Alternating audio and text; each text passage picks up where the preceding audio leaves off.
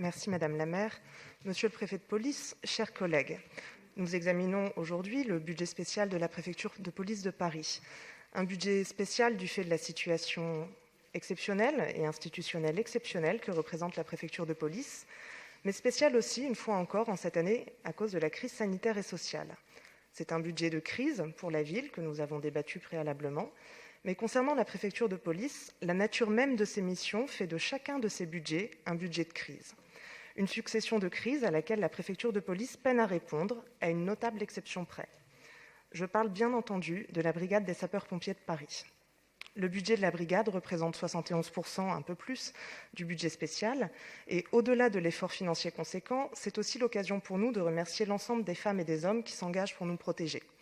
Le groupe écologiste a eu l'occasion à de multiples reprises d'exprimer sa gratitude à la brigade. Mais comme la gratitude seule ne suffit pas, il s'agit également de concrétiser notre soutien en finançant pour 2021 la deuxième année du plan de modernisation.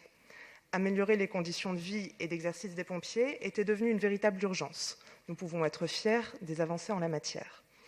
Ces dernières années, la brigade assurait bien plus d'interventions que son dimensionnement ne devait le lui permettre. La baisse d'activité très relative due à la crise sanitaire a conduit la brigade à une forme de retour à la normale. C'est dire si nous devons accompagner son développement pour être à la hauteur de son expertise et de sa performance. J'en profite pour remercier également le général Gontier et ses services pour l'organisation de la commission consultative de gestion de la brigade des sapeurs-pompiers le 23 novembre dernier. Grâce à leur présentation claire de l'activité de la brigade et de sa traduction financière, nous avons pu avoir des débats éclairés et cela a abouti à un vote favorable et unanime pour le budget de la BSPP. Le groupe écologiste a ainsi demandé à dissocier le vote du budget de la BSPP et de la protection civile du reste du budget spécial, afin de conserver cette belle unanimité. Cela revient à voter pour le chapitre 921 en fonctionnement, sécurité et salubrité publique, et en investissement pour le chapitre 901, sécurité civile. Mais pour la suite, le budget spécial ne saurait être résumé aux actions de la BSPP et de la protection civile. Le vote de ce budget est l'acte éminemment politique qui consacre la répartition des missions et des responsabilités entre les collectivités et la préfecture de police pour assurer la sécurité des Parisiennes et des Parisiens, mais aussi des habitants et habitantes de 123 communes de Petite Couronne et des départements des Hauts-de-Seine, de Seine-Saint-Denis et du Val-de-Marne. En cela, le rôle des conseillers et conseillères de Paris dépasse ici largement la frontière du périphérique. Le vote de ce budget engage notre responsabilité collective et du côté de la préfecture de police, c'est là que le bât blesse. D'abord, sur le pilotage des services. Déjà l'année dernière, la ville avait choisi de stabiliser sa participation au financement des administrations parisiennes. La proposition faite pour 2021 est de diminuer la contribution de fonctionnement de la ville, exception faite de la BSPP. Alors, sans aller jusqu'à proposer un dialogue de gestion, les élus ont à de multiples reprises demandé la mise en place d'une méthode de pilotage de ces services qui concourent à l'exercice des compétences municipales de police. J'en veux pour preuve l'invitation répétée à de véritables échanges en troisième commission ou la demande de disposer d'outils communs d'analyse. Cela devrait être le cas via les indicateurs que vous évoquez, monsieur le préfet de police. Et ces indicateurs, s'ils correspondent à une forme de parallélisme avec la ligne 176 du budget avec la ligne programme 176 du budget de l'État, sont très hétéroclites. Je tenais à vous en donner deux exemples. L'indicateur de la deuxième mission, quatrième action.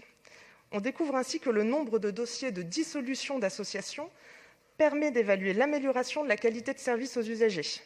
Alors que nous avons beaucoup salué la mobilisation des associations pendant la crise, c'est un véritable manque de perspective et c'est également un terrible signal. J'en viens à mes petits préférés, les indicateurs de la deuxième action, de la troisième mission, communication et relations publiques. Pour 2,8 millions d'euros, disposés comme outil d'évaluation du taux d'engagement sur Facebook et du nombre d'impressions des tweets, c'est extrêmement faible. Cette faiblesse résume d'ailleurs la pratique de la préfecture de police depuis plusieurs mois. Communiquer en permanence sur des chiffres, des arrestations, des démantèlements, des opérations en cours, sans aucun recul, sans aucune prudence. Ces exemples sont piochés parmi des dizaines d'indicateurs. Certains sont très pertinents, mais pour la grande partie d'entre eux, nous n'avons pas renseigné pour l'année 2020 et nous sommes sans projection pour l'année 2021. La transparence financière, ça ne peut pas être simplement présenter aux représentantes et représentants l'ensemble des lignes allant de l'équipement des véhicules d'intervention jusqu'au sèche-cheveux. Difficile d'être tenu comptable des orientations politiques contenues dans ce budget sans dialogue préalable et précis. Et c'est là que nous en venons à vous, Monsieur le Préfet, à votre responsabilité. Mais sachez d'abord que je suis heureuse d'avoir l'occasion de m'adresser directement à vous aujourd'hui. Il faut dire que notre première tentative d'échange s'était soldée par un échec. En juillet dernier, le groupe écologiste vous adressait une question grave. Elle faisait suite à la blessure d'un jeune homme dans le 18e arrondissement, éborgné par un tir de LBD. Vous n'avez pas souhaité y répondre. Vous avez échappé à vos responsabilités en sortant de votre devoir de réserve et en invitant ce conseil à une standing ovation en forme de diversion. Dont acte.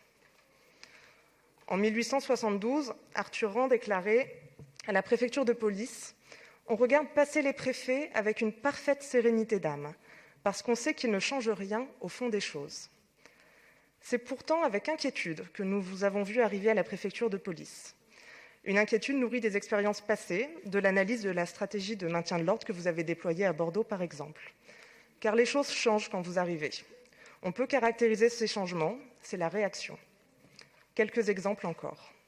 Il y a quelques jours, des représentantes de la ville de Paris célébraient aux côtés de l'UNEF, d'autres syndicats étudiants et d'autres organisations de jeunesse la mémoire de Malik Oussekine, tué en 1986 par des voltigeurs. Dès votre arrivée, en mars 2019, vous avez ressuscité l'un des pires souvenirs de la stratégie de maintien de l'ordre à la française en installant les braves M. On peut également évoquer les démantèlements des campements en repoussant les réfugiés aux portes de Paris. Mes collègues auront l'occasion de revenir longuement sur la manière indigne dont a été gérée la dite évacuation de la place de la République. Nous pouvons aussi évoquer et débattre de votre stratégie de maintien de l'ordre. NAS, stratégie du pourrissement et de l'épuisement, utilisation abusive des lacrymogènes, y compris au pied des têtes de cortège, des cortèges syndicaux, intervention brutale devant les lycées parisiens, déploiement des canons à eau sur une foule statique, comme encore samedi dernier. Puis j'en terminerai sur les arrestations arbitraires qui font encore aujourd'hui le plaisir du décompte du parquet de Paris, car vous communiquez pour prétendre à l'efficacité. Samedi encore, 142 interpellations annoncées, dont une majorité ne fera pas l'objet de poursuites judiciaires. Plutôt qu'assurer l'ordre, vous mettez en danger. Vous nourrissez les divisions, accentuez les tensions dans l'espace public. Vous fondez votre stratégie non pas sur la désescalade, mais sur la peur. La doctrine qui est la vôtre, ça n'est pas de mieux protéger les manifestants et les manifestantes, ça n'est pas de mieux protéger les forces de l'ordre ou les structures et les commerces alentours. C'est dissuader, c'est intimider. Ces choix sont les vôtres et ne sont pas plus acceptables qu'efficaces. Monsieur le Préfet, votre fonction a souvent été décrite comme une véritable clé de voûte, permettant d'assurer la sécurité de toutes et de tous et de préserver votre institution. Or, votre manière d'occuper ces fonctions fragilise votre institution et la sécurité de toutes et de tous. Nous ne confondons pas votre personne avec celle des agents et des agentes auxquels vous commandez. Nous leur renouvelons notre confiance et les remercions pour leur engagement, les soutenons face aux conditions de travail dégradées. C'est parce que nous savons faire cette distinction que nous savons qui doit prendre ses responsabilités. Nous ne pouvons pas le faire pour vous, Monsieur le Préfet. Nous prendrons donc les nôtres en votant contre le reste de ce budget spécial.